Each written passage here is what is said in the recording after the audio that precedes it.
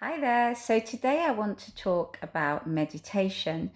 Now, meditation, when you think of meditation, many have this preconceived idea. We all know that there's different methods and there's different ways to meditate, different lengths, different beliefs, different techniques, and so on. I believe that personally, everybody should have their unique own way of meditation that suits them and that serves the purpose that meditation is there for. So, what does meditation do for us? It helps us feel more relaxed, more centered, helps us with stress, with anxiety, can help us be more focused in our day, can help us be more creative, and definitely elevates that sense of well-being. And we all want more of that in this kind of crazy world that we live in, right? So I've made up my own meditation that sort of helps me, especially during lockdown. I put more focus onto my meditation and had more time to consider it, to see what works for me, what gives me that sense of well-being that I'm after, that sense of focus and that sense of relaxation as well. So, I would like to share with you my meditation and what I do. I'm just going to talk you through it rather than do a meditation session with you. But as I say, you can take note to get an idea, but also think about creating your own. You will find some of these things will really suit you and you'll really connect, and others may not be for you. But the one thing that I would say is try it and try it again, because meditation, like anything, doesn't feel sort of natural the first time you do it. It's like riding a bike, it's like getting the balance right, feeling that confidence. But once you get that flow, you can really benefit from meditation for all areas of your life of health and well-being. And you generally have a sort of clearer mind afterwards, and definitely a more sort of positive outlook on life and the world. Okay, so I actually put all mine down because obviously I go through it mentally, I know what it is. So just in case, I've got some notes here to remind me. But what I always start with is whatever position I'm going to be in. So sometimes I'm going to be seated cross-legged, as you would say, or if you've done yoga, that kind of position. But that's not to say that maybe if I had a bad back, I might be seated with my feet firmly on the floor. I may even be lying down. And sometimes I've even just sort of stood in nature as well and done this. As I say, this I'm going to talk you through sort of the meditation that I've created through lockdown, but I do shorter versions of this as well. So that first thing is finding that position that suits you, that's comfortable with your body so that you can relax and switch off. The second thing that I do is start to focus on my breathing. And again, some of us can really get into that deep state of relaxation quicker than others. But I start with taking the breath into the chest, then I take it deeper into my stomach, then I take it deeper down to my thighs. Then I imagine it's almost like having an oxygen bath, and I take it all the way down to my toes. I take that oxygen all the way down to my fingertips, my arms. And then lastly, I bring it all the way up to my head and to my forehead, as if I'm having an oxygen cleanse. So whilst I'm doing that as well, I'm sort of engaging my senses. So first of all, I can hear that breath. And when I sort of listen to that breath, I just imagine that it's waves crashing. I kind of get that sound that's going in my mind. Now, scent is important. That scent could be incense, could be a candle, or could just be a body spray that you've put on that morning, a scent that really you find pleasant, you connect with. And again, that is personal. Then I kind of the sense of touch. So that could be either the clothes that I'm wearing, the surface that I'm seated on, my own skin that I can feel. It's just having that sense of touch, because the more you engage all the senses, the more you're really going to be in that moment. And we are all very different how we connect to our senses. So another thing, I think of the taste in my mouth. It could be that you've done it after a herbal tea, a mint tea, or brushed your teeth. It could be coffee, it could be anything. You could imagine a flavor that you like, and it's just engaging that sense of taste as well. So then the last thing that I do is visualize a glowing light all over me. So I'm full expanded with that oxygen. And then I've got that lovely sort of glowing light. Again, you choose the color that's right for you, that you connect with. I connect with kind of almost like a sunset color. That's what I like. Almost like feeling that I've got that sunset sun that's nice and warm and just giving me a lovely warm feeling. So then I feel really relaxed and quite transported by this stage. Then I imagine that I'm in a field of flowers.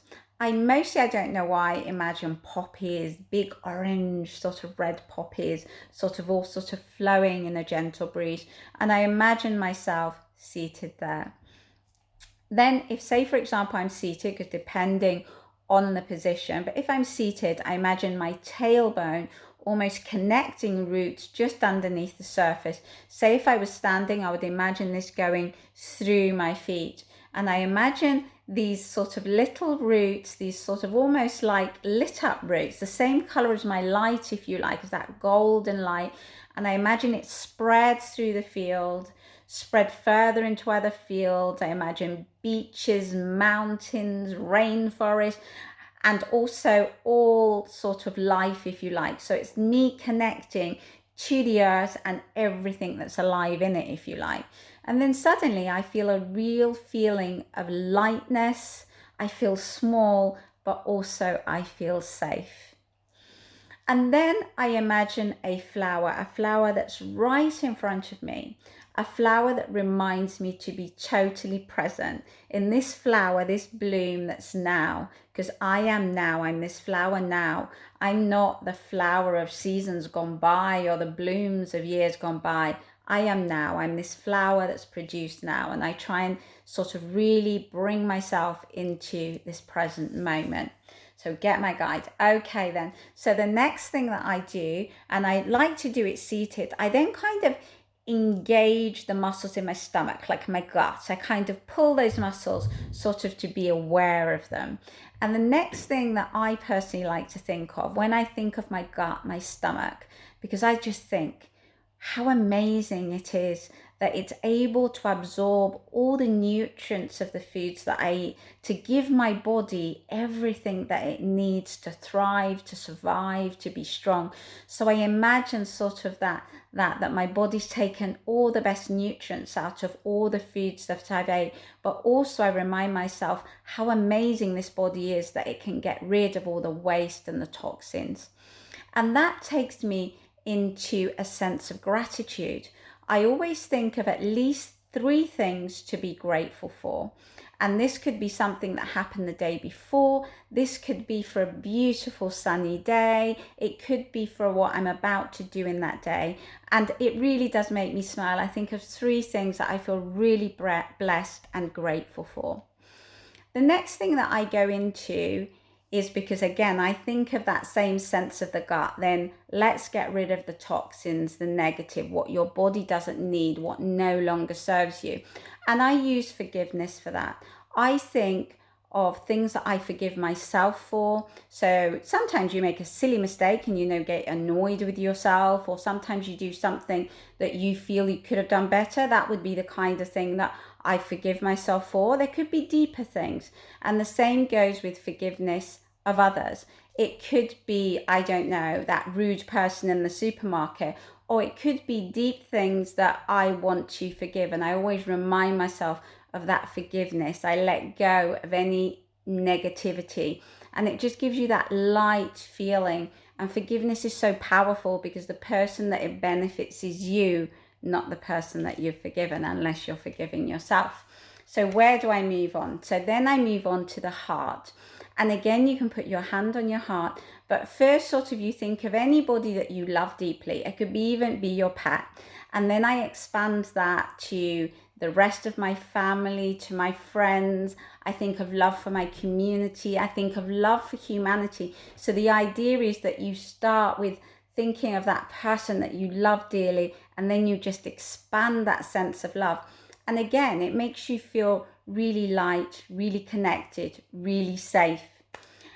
The next thing that I do is I first of all relax my jaw. I sort of really imagine sort of relaxing my jaw, and then I go to my throat and I think of the communication in the sense of the people that I'm going to interact in my day, whether it's my family, that I hope that I communicate in a way that it has a positive effect on them. But also it gets me thinking about my day. And in that, I like to use these words, where have I got it here, that it's wouldn't it be nice? And it's those intentions. So whatever intention I've got on the day, so say for example, I'm going to visit my mum today. So I may have thought, wouldn't it be nice if it's beautiful weather when we go there, the sun's shining, maybe we can sit out in the garden? Or wouldn't it be nice that when I have lunch, I choose a nice healthy lunch? Or wouldn't it be nice when I go to work that, there's great team spirit and things like that? So it's using that sentence, wouldn't it be nice? Or you can choose another way of starting your sentence, but just sort of imagining your day unfolding and all the things you would like in there. Even, wouldn't it be nice if I got a great night's sleep tonight? All those things. So I go through my day. So the next thing, when I've thought about all that, then I go to my eyes. So I just imagine behind my eyelid, sort of, because my eyes are closed obviously at this point, and I just imagine a screen in front of me, and that screen being the future. Now, you can take it to a year ahead, 2 years ahead, 3 years ahead, 6 months. You might have, I don't know, an occasion that's really important to you. Say if you're a bride, and then it'd be very easy to imagine that. So you've got that beautiful screen and you imagine yourself what you look like as a bride. You imagine that day with as many details as possible on this screen. And the same with anything that you are hoping, wishing, or you have set on your future. So I do that. So I got the screen. So by now I'm really smiling because I've thought of lots of good things. My body feels relaxed. So to finish it, and it always depends on, say for you, whatever your beliefs are. So it could be with a short prayer. It could be whatever your spiritual and your beliefs are. But I always sort of finish with sort of thanking all the protection that I believe that I have. And then it could be very personal depending on that day or what's going on in my life, what would follow that I would say. So those are my 7 steps for my meditation. Okay, so I start with the breathing and the relaxation. Then I imagine myself in the field so I can really ground myself and center. Then I go into my gut, where what I really want to do is give gratitude and also forgiveness. Then I move up to my heart, because I just want to remind myself of all the love that I feel for others, and I want that love to expand. Then I go into thinking my throat, my communication, thinking of my day, immediate day ahead, and then think of all the things that wouldn't it be nice that they happened in my day. And then I go behind my eyes, put up that beautiful HD screen, and I look into the future, whether it's months away or years away, of all the things that I'd like to see. And the 7th step to finish, I really feel that connection. I thank my protectors, and then whatever message I want to say on the day. So that is my meditation. Try it your own that suits you, but never underestimate the power that meditation, you centering within yourself, can have on your life and your day. Okay, bye-bye.